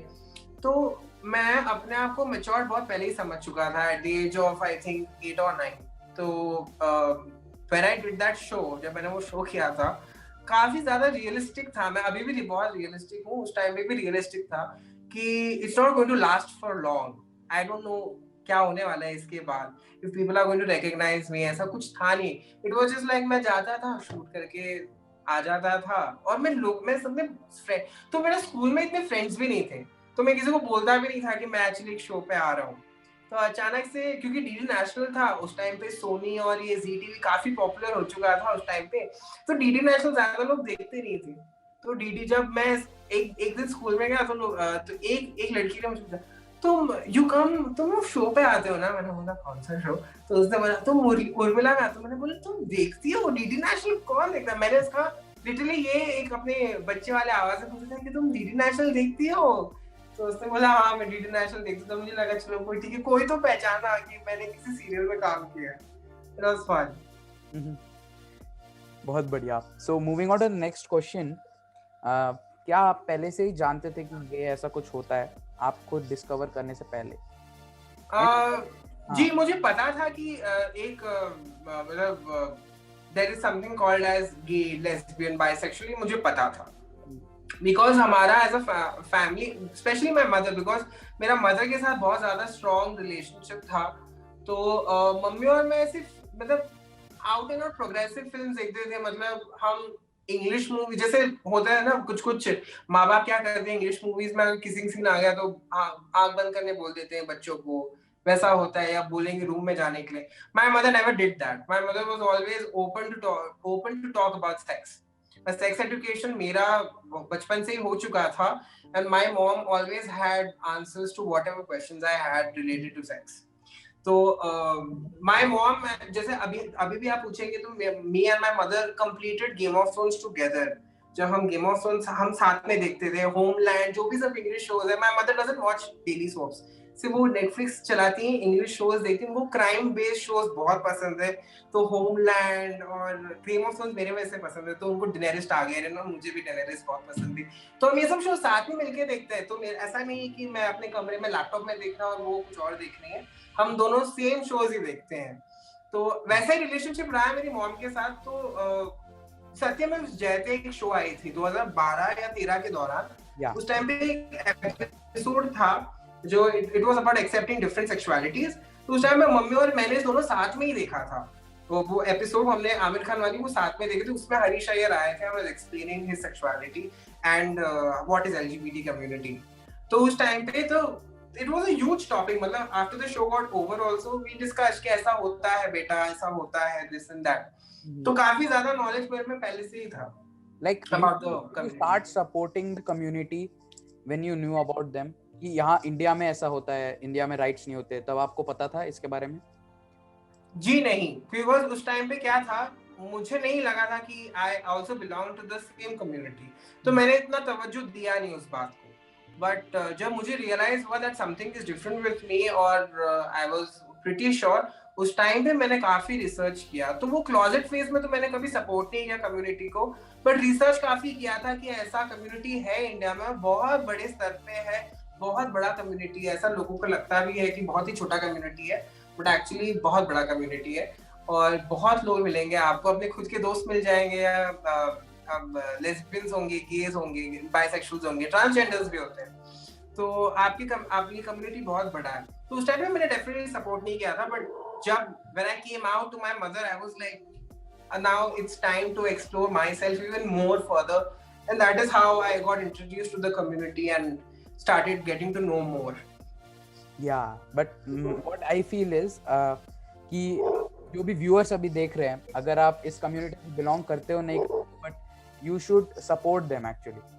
No, absolutely, you should support them. See, I didn't have any friend of mine coming up to me and say that I am gay. अगर वो बोलता तो definitely support करता. अभी as a whole community मेरे लिए कोई enemy तो थी नहीं. मैं अगर कोई मिलता मुझे कोई gay, lesbian, bisexual मिलता तो मैं उसको वैसे ही support करता. Because मेरे पास वो sensitization already थी, right? And I was what 14 at the age. तो मेरे लिए to understand new stuff was also a bit difficult. Yeah. So उम्र के हिसाब से अगर देखने जाऊँ, so I was doing my best to sensitize myself with the community. But when I really got to know about myself, then there was no stopping. I started supporting the LGBT community left, right, and center, giving public speeches, doing flash mobs for the community, sensitizing people who are completely strangers to me. So then there was no stopping. Just needed a platform, and I could just start ranting for another hour about the LGBT community. So actually, when I was 17, I started researching about the same, and then I changed my profile picture to that LGBTQ flag. The flag, the rainbow flag. Yeah. The flag. So I feel that every individual should at least once post a picture about that flag, because नहीं सी हम लोगों ने बहुत लोगों को ऐसे देखा है कि कंपनीज आपको अप्रोच करें आके बोले कि हम LGBTQ को सपोर्ट करते हैं in the month of June specially, क्योंकि उस टाइम पे प्राइड मंथ है, उनका मार्केटिंग सही से होगा, इसलिए वो कंपनीज आते हैं आपके पास कि हमको मार्केट करो. फिर वो कंपनीज चले जाते हैं या छोड़ देते हैं उस एक मंथ के बाद, वो एक मंथ ही आपके पास रहते हैं. जी बिल्कुल. इसके लिए मैंने एक वीडियो भी बनाया था इंस्टाग्राम पे, I think in the month of August, because मुझे बहुत ही, सिंस मैं सोशल मीडिया मैनेजर हूँ, मुझे समझ में आता है how social media works and marketing कैसा काम होता है, वो मुझे समझा था. तो ये मैंने एक पैटर्न सा देख लिया था कि हर जून के महीने में जब इंटरनेशनल प्राइड मंथ होता है ऑल ओवर द वर्ल्ड, तब ऐसे कंपनीज आएंगी, आपको प्रोडक्ट्स देंगी और आपको उस पर फोटो खींचना होगा या वीडियो बनाना होगा या उन लोग फिल्टर बना लेंगे, बस वो एक चीज करके उसके बाद खत्म. फिर जुलाई का महीना आया, प्राइड मंथ ओवर, उन्होंने अपना प्रोफाइल जो रेनबो में कन्वर्ट किया था अपने कंपनी लोगों को, will go back to normal. There's only just one company, and there are two companies who still kept rainbow in their logo, which is IBM and Durex. These are the two companies जिन्हें अभी भी rainbow has in their company, they've adapted to rainbow, which is very very very cool and very welcoming. But I just want to tell those companies कि अगर आप विश्वास करते हो that everyone should get equal rights and you should market yourself very well, हर महीने कोई ना कोई कैंपेन कर लो किसी LGBT इंडिविजुअल के साथ, so that it reaches more people and products आपका और अच्छे से सेल हो. बिकॉज जरूरी है सेंसिटाइजेशन के, अभी भी जरूरी है, भले times are changing, but there is still some strata of that society जो अभी भी उसको चीज को इग्नोर करती है. ऐसा नहीं कि वो समझते नहीं है, बट जिस चीज को इग्नोर करते हैं कि ये भी होता है. जैसे अभी मुझे बताइए कि ऐसा कोई एड तो नहीं बना जैसे बहुत बड़े बड़े ब्रांड्स हैं जो सोशल मीडिया पे जरूर LGBTQ का नारा झंडा उजागर करेंगे, पर टीवी एड्स या न्यूज़पेपर एड्स इतना नहीं करेंगे, सिर्फ सोशल मीडिया पे करेंगे, क्योंकि उनको पता है टीवी और न्यूज़पेपर पे जो लोग देखेंगे उसका ऑडियंस काफी वाइड है. और सोशल मीडिया पे जो ऑडियंस है वो काफी छोटा सा है, मतलब जमीन आसमान का फर्क है. तो वो एक थोड़ा हिपोक्रेसी लगता है मुझे. तो I think that should change now, because काफी ज्यादा LGBT influencers and individuals are coming up and talking about the sexuality and people are opening up to discuss about it. काफी ज्यादा लोग डिस्कस भी करते हैं हर पब्लिक प्लेटफॉर्म पे, ऐसा एक ना एक टॉपिक आता ही है LGBTQ के बारे में. So I think things are changing. So I think even companies will change after a year or so. Let's hope for that. Yeah, I feel the same. So अभी ये करना है कि जो प्राइड मंथ है वो मैं देख रहा हूँ इंडिया में 2 से 3 स्टेट्स में मनाया जा रहा है. ऑल ओवर इंडिया नहीं मनाया जा रहा है pride month. In 2019 I guess 2 states थे उन्होंने मनाया प्राइड मंथ, और दूसरे सारे स्टेट्स ने नहीं ध्यान दिया उस पर. अगर 2020 में कोविड नहीं होता तो आपको क्या लगता है कि ये ग्रो होता, ये जो प्राइड मंथ का सेलिब्रेशन है ये ग्रो होता? जी अभी मैं देखिए मुझे ना 5 साल हो गए प्राइड मार्चेस अटेंड करके मुंबई वाले, और तब मुंबई, बैंगलोर, दिल्ली ये और पुणे, ये 4 जो एंड कलकत्ता ऑल्सो, कलकत्ता, ये जो 5 सिटीज मैंने बोली हैं उनमें प्राइड मार्चेस एवरी ईयर होते थे, अलग अलग मंथ्स में होते थे बट होते थे। उसके बाद 2015 से 2019 तक मैंने बहुत ज्यादा स्टेट्स और सिटीज को देखा है to start a pride march in their city. And I'll tell you, pride marches के लिए you need a budget, you need some finance, you need to take permissions from the right authorities in your city. So sometimes what happens is कि कभी-कभी permission नहीं मिलता because you have to walk that long road, और जहाँ तक आप चलना चाहते हैं with the slogans, with the rainbow flag, उसके लिए आपको appropriate permissions देने पड़ते हैं। फ्लैश मॉब के लिए भी appropriate BMC से permissions देने पड़ती थी हमको मुंबई के। So you require proper permissions, वरना हम प्राइड मार्चेस नहीं कर सकते। जैसे 2019 में, नहीं 2020 में सॉलिडारिटी गैदरिंग हुई थी मुंबई में, प्राइड मार्च नहीं हुआ था बिकॉज उस टाइम पे बहुत हॉट टॉपिक चल रही थी on the one bill which I don't want to mention it, there was one bill जिसपे बहुत ज़्यादा problem चल रही थी उस टाइम पे, there were a lot of protests happening during that month in January. So the Mumbai Pride organization just decided to keep a solidarity gathering rather than having a pride march because they were not getting any permissions. So I think अभी जैसे राउरकेला में भी हो रहा है, मतलब राउरकेला में हो रहा है, आसाम में हो रहा है, छत्तीसगढ़ में हो रहा है, फिर आपका उत्तराखंड में मैंने सुना कि हो रहा है LGBT प्राइड मार्च। बट हमारा इंडिया का जैसा हमारा कल्चर और डाइवर्सिटी काफी डाइवर्स है, तो we don't celebrate it in one month, we celebrate it अपने अपने मंथ के हिसाब से इन डिफरेंट सिटीज। तो वो हो रहा है अपने अपने मंथ्स में। The international pride month is happening throughout the world in the month of the complete month of June. Yeah, I've heard of. मतलब मैंने स्टार्टिंग में यही सुना था कोलकाता में हो रहा है एक तो, और एक तो यहाँ मुंबई में हो रहा है जी, और बाकी ज्यादा स्टेट्स के बारे में सुनने को नहीं आता है कि यहाँ पे हो रहा है। तो हाउ टू, क्योंकि ना some media houses which are very selective. Sorry, but it is true that there are some certain media houses which are very selective in covering the issues they want to. So I might not name them because it's not my right, but they will think about it. मतलब वो सोचेंगे कि करना जरूरी है कि नहीं, करना चाहिए कि नहीं, या प्राइड मंथ, मतलब वो भी वो साइज भी देखते हैं। जैसे अगर प्राइड मार्च हो रहा है, मतलब डिसाइड हो गया कि इस सिटी का प्राइड मार्च इस दिन पे हो रहा है, न्यूज वाले और मीडिया हाउसेस वाले उस दिन पे डिसाइड करेंगे कि भेजना है किसी रिपोर्टर को या नहीं। ओके, ऐसा होता है। वो डिसाइड करेंगे कि बहुत लोग हैं या कम लोग हैं। अगर बहुत लोग हैं तो it's worth to cover it. Otherwise it's not worth to connect to cover it. ऐसा होता है। There is a lot of discrimination in media houses, very selective in their outrage, very selective on what issues they want to cover. I think आपको, हम सबको पता है बहुत selective outrage होता है issues पे। I am not sure, मतलब मुझे नहीं लगता इतना इसके बारे में बात करके कुछ फायदा है, बिकॉज हम सबको पता है कि ऐसा होता है, वेरी सिलेक्टिव। अभी बताइए ना, छत्तीसगढ़ में LGBT प्राइड मंथ होता है, उसमें से 2-3 लोग होंगे जो कम्युनिटी से बिलोंग करते हैं, इंस्टाग्राम लाइव कर लेते हैं, that is it.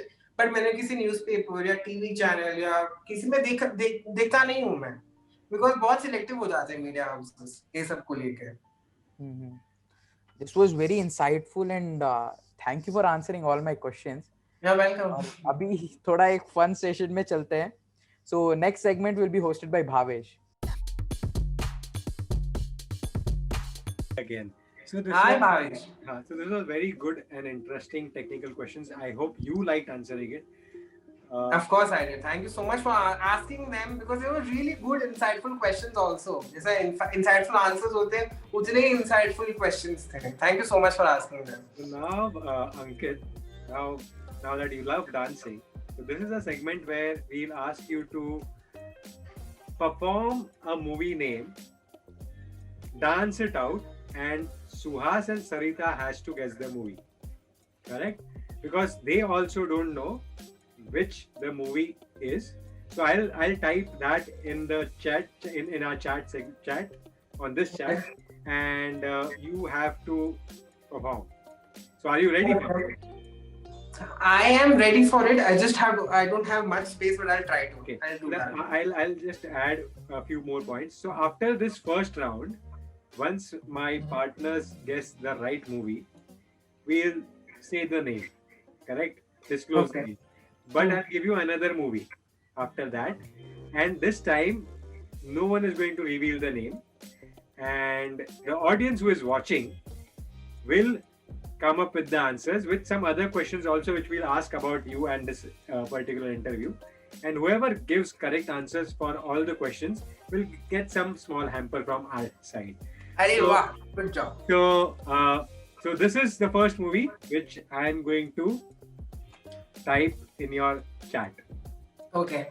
You ready? I am ready. Okay. So here it is.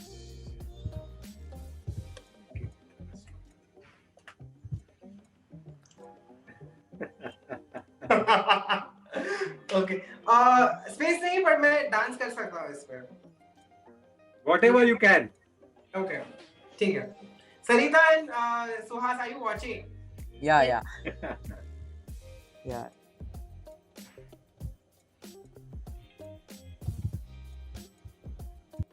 घूंघट.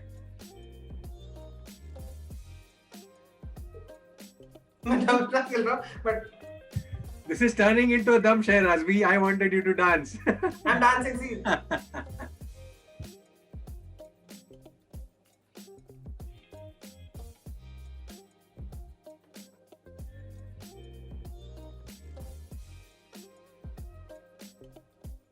Sarita.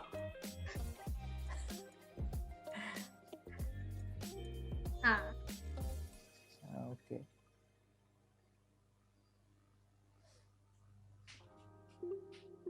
बूमरो that song, वो मूवी है. दीपिका पादुकोण का मूवी है कोई. वो वाला है क्या? ये हमने डांस किया था शायद. मुझे याद क्यों नहीं आ रहा.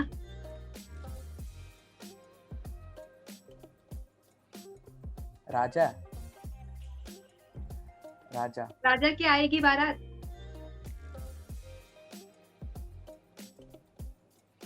राजा के रानी. दिल वाले दुल्हनिया ले जाएंगे.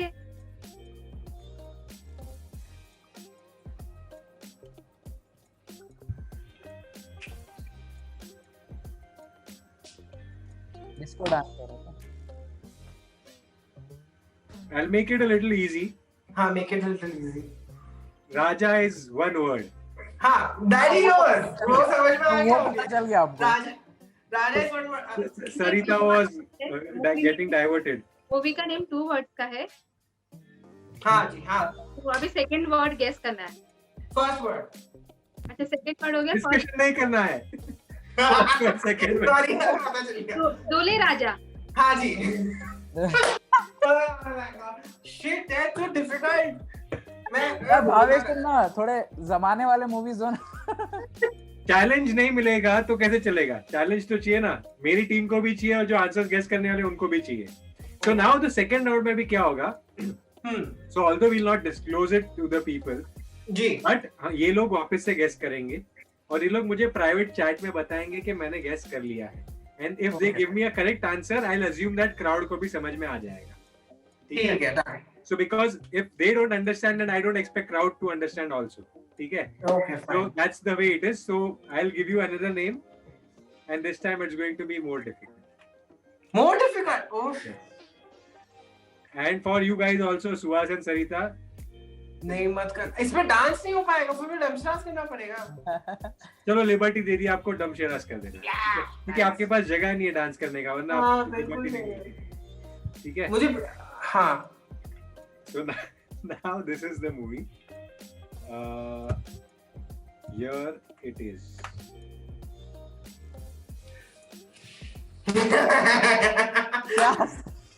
ये बहुत ज्यादा इजी है. बहुत ज्यादा इजी है. ठीक है.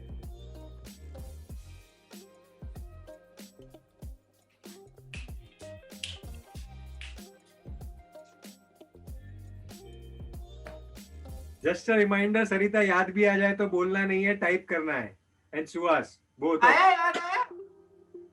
कुछ तो याद आया, पर देखते हो सही है क्या नहीं। हाँ भेज लो। सुहास आपको आया या वापस करो डांस?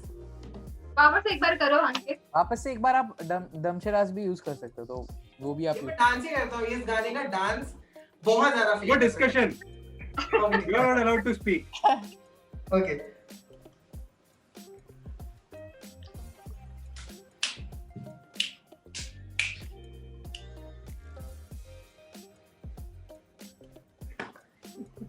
मैं गाना गा नहीं सकता, वरना गा लेते तो पता चल रहा। ओके इतना इजी यहाँ पे चीटिंग हो रही है। नहीं, मैंने डिस्कस कुछ नहीं किया, मैंने बोला बहुत easy allowed to speak, you have to be। हाँ चैट पे भेजती हूँ, भावेश देखो ये करेक्ट है या नहीं। हाँ ये करेक्ट है। सरिता का देखो, मैं अपना भेजता हूँ। सुहास भी भेज रहा है, सरिता भी भेज रही है, वेरी गुड, लेट्स सी। मैं हिंट दे दूं, बहुत इजी हो जाएगा फिर इनके लिए। नहीं तुम्हें हिंट नहीं देना, क्योंकि ये तो ऑडियंस को आंसर देना है, तुम हिंट दे ही नहीं सकते, अलाउड ही नहीं है। Okay done. जल्दी गाइस, डिस्क्वालीफाई हो जाओगे तुम लोग। Fastest finger first. यार ये क्या हो गया? सो जब तक ये लोग आंसर देते हैं, बनाते हैं, हम लोग ने खुद ने एक छोटी सी सीरीज बनाई थी, OMG This Family। So उसपे lesbian was a very important word। So उसपे हम लोग ने एक सीरीज भी बनाई थी। नो सरिता, रॉन्ग मूवी। तो उसपे भी हम लोग ने एक मूवी बनाई थी, और एक सीरीज बनाई थी। अच्छा, continue again. Sarita wrong answer, Suhas no answer. Songs name, मैंने सॉन्ग का नाम भेजा है, मुझे मूवी का नाम याद नहीं आ रहा। I need a movie name. Once more. So it was easy for you, right? You can do something else now. You are allowed to play Dumb Shiraz, Ankit. I'm sure that's okay. Because they are not ready, they are not able to answer, right? Okay ठीक है। 2 word के हैं। अरे नहीं बोलना है। हाँ बोलना नहीं है, बस समझना है, ठीक है? ओके ओके समझा।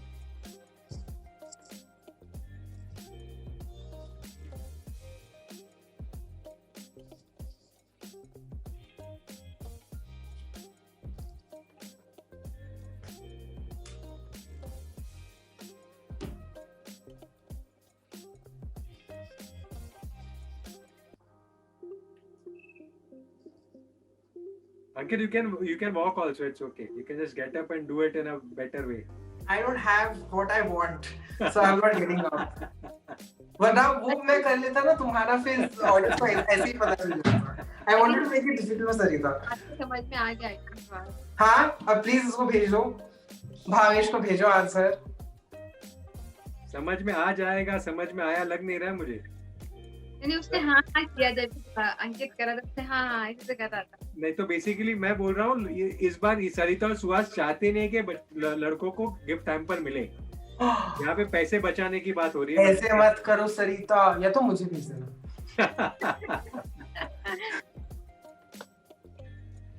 Come on guys, भेजा सरिता।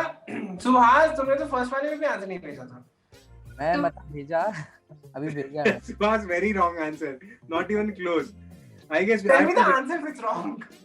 नहीं, I'll give a wrong answer which he gave. तारे जमीन पर।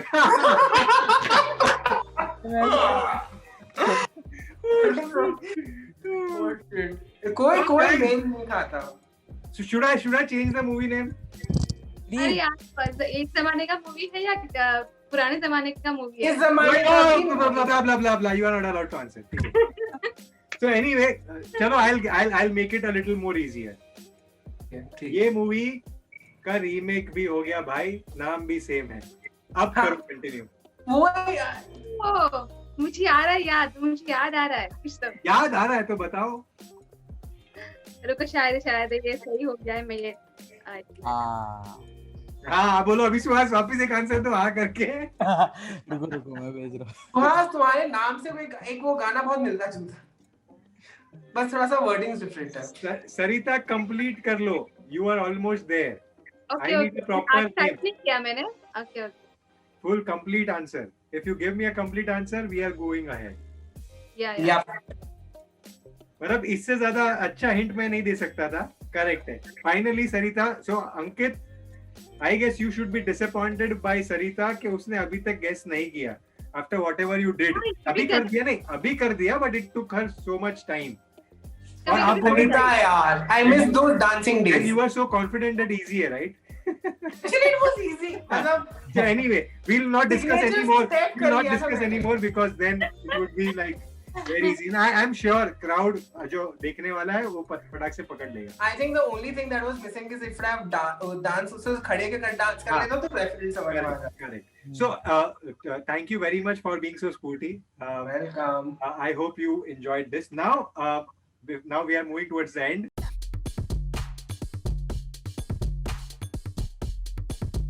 I just wanted to ask कि हर एक बंदा ऑलमोस्ट सबके पास एक कोट होता है जो टिक हो जाता है दिल से. जी. तो वैसा कोई कोट है आपकी लाइफ में जो? जी बिल्कुल एक है. जब मुझे बोला था सरिता ने when she was asking me कि if you have a quote, और हमेशा से मेरा लाइफ मोटो रहा है और ये कोट हमेशा मेरे दिल से बहुत करीब रहा है. बहुत ही फनी और बहुत वियर्ड लगेगा बहुत लोगों को, मेरे लिए बहुत इंपॉर्टेंट है. Is the best plan is to have no plan. I have lived my life like that. I have never planned anything in my life, and I'm still happy. So this is a quote by someone or this is your own quote? I don't know. I think it's a quote by someone. It's definitely not mine. But please Google it and let me know also if it's someone's quote. But my motto, my mantra in my life is the quote that I said. The best plan is to have no plan. So the best plan is to have no plan. जी बिल्कुल नहीं. My life, आपने जितना भी सुना होगा पता ही होगा कि मैंने कुछ प्लान नहीं किया था, बस हो गया. Nice, very nice. So Ankit, thank you very much. Now that we know you are going to be a Zumba instructor, you are a social media manager. तो अगर कोई young बंदा है, बंदी है जिसको social media manager बनना है, ये profession is not very old profession, right? So ये कुछ करना है तो उसके लिए क्या पढ़ाई करना होता है? How to go ahead with this particular profession? जी आजकल बहुत competitive. It's a very good question. आजकल ना जो सिनेरियो है काफी कॉम्पिटिटिव हो चुका है बिकॉज आजकल सभी लोगों को बहुत इंटरेस्ट आ चुका है सोशल मीडिया और डिजिटल मार्केटिंग में. आई वॉज फॉर्चुनेट इनफ कि मैंने सोशल मीडिया में ऐसा कुछ कोर्स किया नहीं था. I landed through a job through very fortunate ways. But मैंने अभी जाके अपना पूरा मार्केटिंग का डिग्री कंप्लीट किया है थ्रू वेलिंकर्स इन मुंबई. उसके अलावा अगर किसी को सोशल मीडिया और डिजिटल मार्केटिंग करना है, पहले तो देखिए कि आपको कितना इंटरेस्ट है. आप क्या सोशल मीडिया से बहुत एडिक्टेड है या आपको अच्छा लगता है कि जो अलग दूसरे ब्रांड्स जो करते हैं सोशल मीडिया पे वो अगर आपको बहुत देखना पसंद है, प्रभावित होते हैं, इसीलिए आपको इंटरेस्ट है, तो बहुत अच्छी बात है कि आपको किसी ब्रांड को हैंडल करना है सोशल मीडिया पे. तो that is something that is interesting for you to understand that you want to do social media. Course के मामले में आजकल तो बहुत ज्यादा कोर्सेज हैं डिजिटल मार्केटिंग और सोशल मीडिया मार्केटिंग में विच इज अवेलेबल. कुछ लोग तो फ्री में भी देते हैं, जैसे एमकैट हो गया. गूगल है जो गूगल अपने डिजिटल मार्केटिंग सर्टिफिकेट के कोर्सेज जो है ऑनलाइन फ्री में सिखाता है and you also get a certificate. So digital marketing भी उतना ही ज्यादा इंपॉर्टेंट है जितना सोशल मीडिया मार्केटिंग. तो अगर किसी को इस फील्ड में घुसना है into the digital marketing field, so do both social media and digital marketing because आपका फिर उससे CV और resume बहुत ज़्यादा strong हो जाता है and आपको फिर knowledge ही बहुत ज़्यादा gain हो सकता है. तो पहले अगर आपका कोर्स कंप्लीट हो जाता है तो maybe if you get a job that's well and good. अगर नहीं मिलता है तो internship कर लीजिए. There are a lot of internships available in social and digital marketing. So Ankit, this field can be a good money making field as well? Absolutely. I mean आज देखिए कि कितने influencers have grown in the social media space, right? वो तो हो गया influencer की बात, but companies are also willing to spend on social media. एक टाइम था जब companies were not giving so much importance to social media. Now everything is through social media. A campaign, कोई एड, कोई video, everything is through social media because पैसे कम लगते हैं companies को और रिटर्न वैल्यू भी कभी कभी बहुत हाई हो जाता है. through social media. So अभी बहुत importance है social media का, and people should bank on social media because पैसे भी उतने ही हैं in social media and digital marketing, to be really honest. Nice, very nice. So now we have we actually have come to the end, and thank you very much, Ankit. It was like an enlightening session for us. Throughout the session, we learned a lot of new things about the community, about your field, Zumba, and also social media manager, which you are. So thank you very much, and we are glad that you are Sarita's friend and you joined us in this particular show. And we look forward to doing something like this again when you become a bigger influencer, and we can discuss more things with you. Sure, thank you so much. Thank you very much for joining. Thank you so much for giving me this opportunity, Sarita. First of all, you, because you've known me for years now. And thank you so much, team Bhavesh and Suhal, for getting me on the show. And I would really like to say जो आपने सवाल पूछे वो इतने अच्छे थे. I hope that people watch this interview and get enlightened even more. And of course, if कोई भी सवाल हो, you can get in touch with me directly. And there are a lot of help available out there. And career-wise or sexuality, if you want to understand sexuality, both. So let's hope for the best that your interview, this podcast, and reaches everyone out there, and more people are sensitized and enlightened. Before we come to the end, I want to ask Suhas and Sarita if they want to ask something specifically to Ankit. Yes, Bhavesh, I had a question for Ankit. मुझे एक सवाल करना था उनसे. सुहास का जब आपका बात चल रहा था ना, that time जैसे आपने कहा था कि आपकी फैमिली बॉलीवुड बैकग्राउंड से बिलोंग करती है. That time I had a question, फिर वो मैंने पूछा नहीं आपको. So I just answered that question कि जैसे कि जहाँ तक मैं जानती हूँ, आपके पापा I think is a singer. Yeah, my father is a playback singer. मतलब वो अभी playback singing नहीं करते हैं, अभी वो concerts करते हैं. पहले एक ज़माने था वो T Series के साथ काफी he had a contract with T Series and he was singer for T Series. तो उन्होंने फिल्म्स में गाने गाए थे. अंदाज अपना अपना, दिल की मानता नहीं, और भी 2-3 फिल्म्स हैं. और उन्होंने सिर्फ हिंदी में नहीं, उन्होंने बहुत मल्टी लैंग्वेज, मतलब तेलुगु, तमिल, मराठी, बंगाली, पंजाबी, सब में गाने गाए हैं उन्होंने. तो मेरे लिए भी to keep a count is very difficult. उन्होंने बहुत गाने गाए अपने मतलब T सीरीज के साथ. सो मेरी आंट भी सिंगर है. My aunt is also a choreographer. मतलब देयर आर मेनी आंट्स जिसमें से एक कोरियोग्राफर है, एक सिंगर है. फिर मेरे अंकल भी सिंगर है. सो काफी बॉलीवुड से रिलेटेड फैमिली है. माय दादी वाज अ स्टेज एक्टर. वो अपने टाइम पे स्टेज एक्टिंग बहुत करती थी. तो हमारा जो फैमिली है वो डांसिंग, एक्टिंग, सिंगिंग से बहुत ज्यादा क्लोज है. तो उसी हिसाब से हम सब भाइयों और बहनों ने वैसे ही फील्ड चूज की है जिंदगी में मीडिया से related. Javi, we'll need a pose, any pose of your choice, and we'll copy you. Yeah. For our page. Okay, so it's a very simple pose. सब लोग करते हैं. I just do this.